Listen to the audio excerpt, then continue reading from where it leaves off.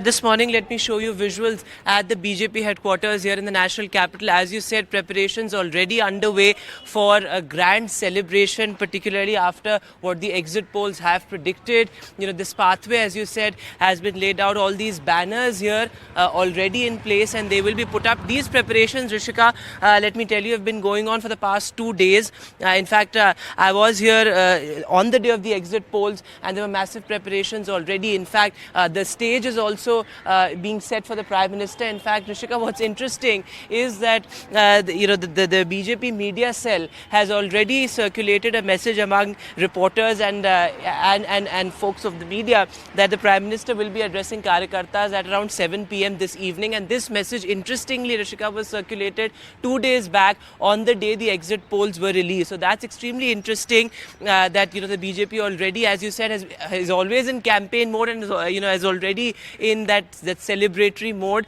and that is something that we can see here at the BJP headquarters, where the Prime Minister is expected to address the Karyakartas in the evening if what the exit polls have predicted does turn out to be true. Though of course there's many a slip between the cup and the lip, as they say, and this big LED screen has also been put up here, and Karyakartas have already started assembling here, so you will see a lot of color at the BJP headquarters here in the national capital. As you said, it's a high stakes battle in Delhi as well, and Delhi usually reflects the national verdict. So even if one seat goes to the India Bloc, the Aam Aadmi Party and the Congress alliance, that's going to be something to watch out for as well. Yes. A lot at stake for the BJP. The Prime Minister himself has held record rallies, 206 rallies. The aim is, of course, to better its vote share and its seat share as well. While we, of course, keep talking about 400 par, the NDA's bid this time also is to increase its vote share beyond 50%. So whether all of that happens or not, that remains to be seen. But here at the BJP headquarters, preparations already